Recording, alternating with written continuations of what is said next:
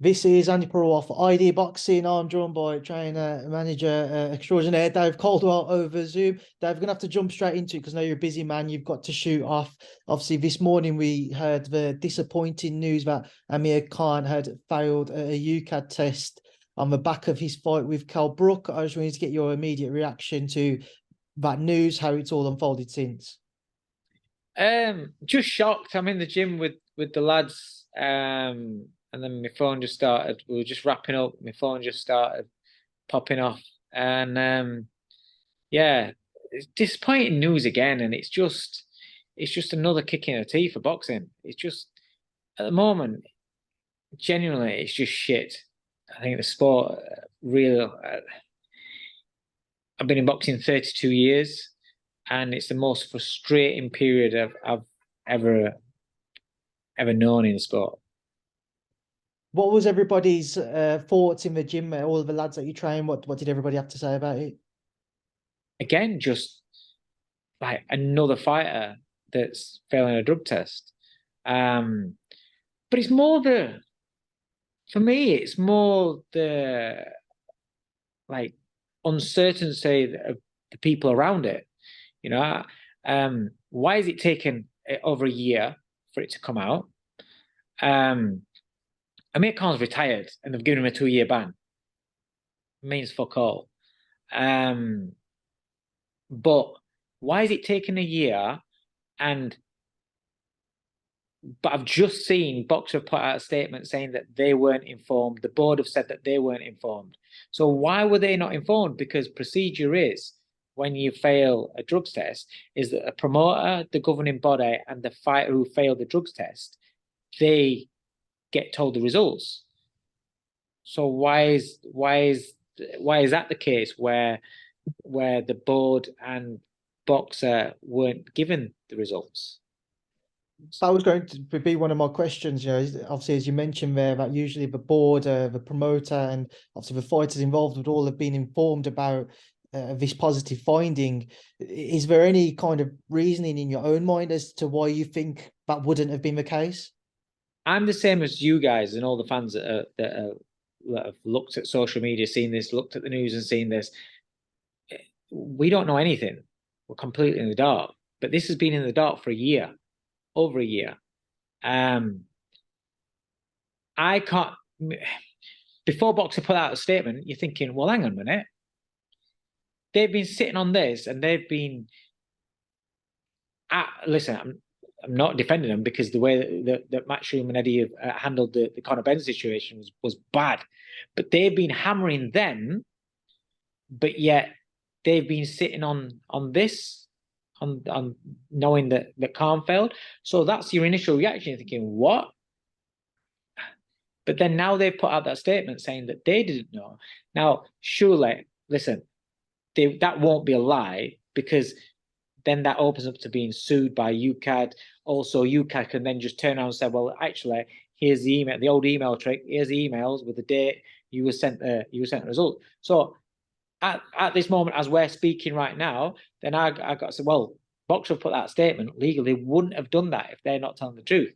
So the question then goes to UKAD, who again, like we've had this shadiness with Barder and with the Conor Benn thing, they have to come out and say, well, we didn't inform them because why didn't you inform? Because that is procedure. When something goes like this, the important thing is that the people that are running the system do the jobs correctly. And if they haven't, then why haven't they done it correctly? And if they never let them know,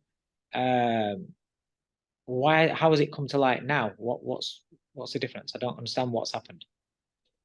Dave, it's been accepted from an independent review that the ingestion was not intentional. What do you make of that? Who? How? How do you not know that it was intentional or wasn't intentional if you're an independent adjudicator or whatever like that? How? I don't understand. And again, I've just found out. I'm in the gym. I've just finished the gym now.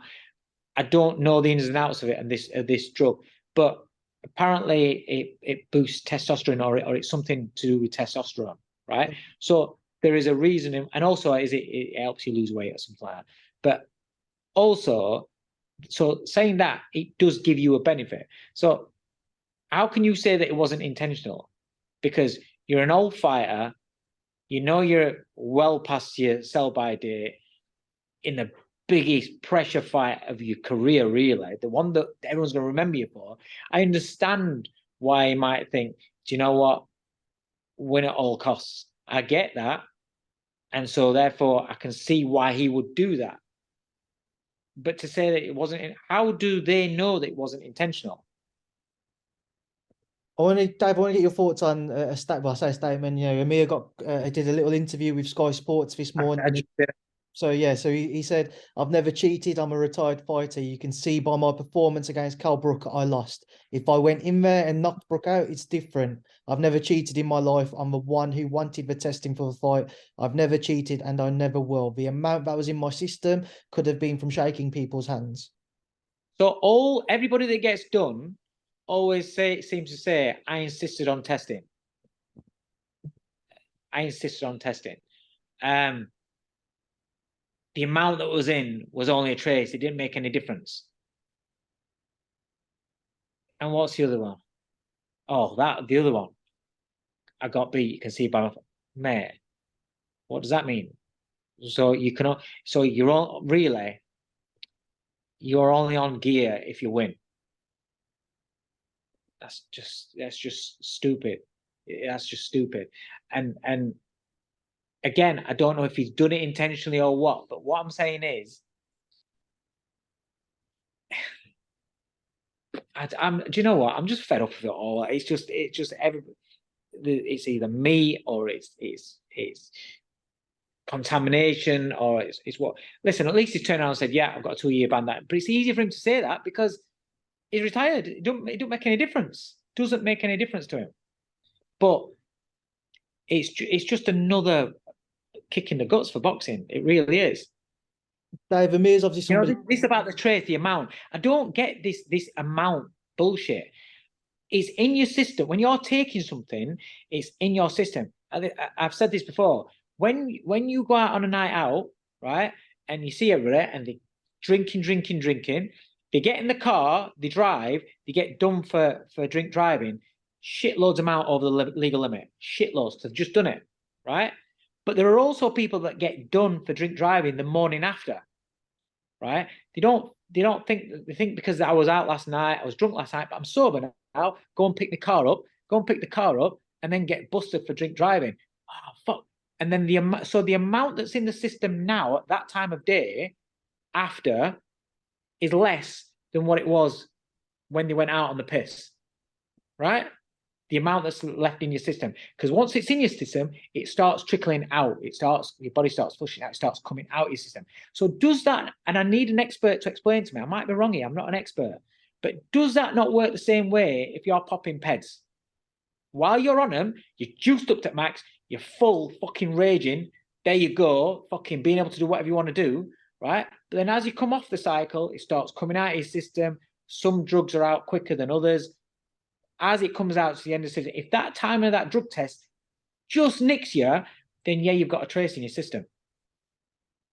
But it's a trace over the legal limit in your system. It doesn't mean that that's all you ever had in that system. It means that that's what's left in you at the time of the test. Am I wrong or right on that? That's what I need to know by an expert. I need an expert to explain to me. When people keep saying about these trace levels, oh, it's only trace level, it made no difference. So I obviously, I didn't take anything. It made no difference. What's the point of me taking all that much? That's all that's left in your fucking system now. And they all say the same thing. That's all that's left in the system now. But if I'm wrong, I apologize. I don't understand the full ins and outs of it, right? But in my head, surely that's just the same as whatever's in your system. It starts coming out of your system. Dave, I know you do need to choose. I've just got a couple more. Obviously, during his career, Amir Khan achieved a great deal of of success from the amateur days going throughout his professional career, and certainly in retirement, there's been a lot more kind of praise put onto him, and a lot of people kind of calling for him to have been awarded an MBE, for example. You look at him now and you look at however this unfolds, because he still obviously has his right to reply and say how things have gone about and how it's all come about. But how damaging now will this whole situation be on his image? There's two ways you can look at it. You can say, fucking run it all the time. But I'd rather look at it and say, well, do you know what? And it's maybe giving it benefit out. I'd rather say, look, when it's a fight like this at the end of his career, he knew it was his last fight. He knew it was the last fight. He knows when you're training and you're old, you know you can't do the same shit. You know it's last fight, and the pressure that was on him for that fight, must win, over a decade of back and forth. Maybe he thought, you know what, fucking, I've got to give myself best chance here. I'm gonna cheat. There's always a first time to cheat. Always. It doesn't mean that he's cheated all the way through. When the problem is for him is we are always going to think, well, did he? Well, did he? But there's always a first time that somebody's cheated, and this could be his first time where he's just thought, fuck it, fucking, it's the end of my career. If I get caught and I get banned, I get banned. I'm willing to run that risk because I'm never going to fight again. So he could have done that, and I would rather hope, because I don't know, because he's done a lot for the sport. He's brought a lot of people into the sport, a generation into the sport. I would hope that is the first time he's cheated. But I don't know. I don't know the kid well enough to know. But I would kind of like lean towards that and say, yeah, that's the first time. I don't know. Dave, no shit. But this is the problem. Is once you've cheated, then there's that cloud. So he has got a cloud. You don't know. But I won't call it out as shit. I won't get all uptight about it.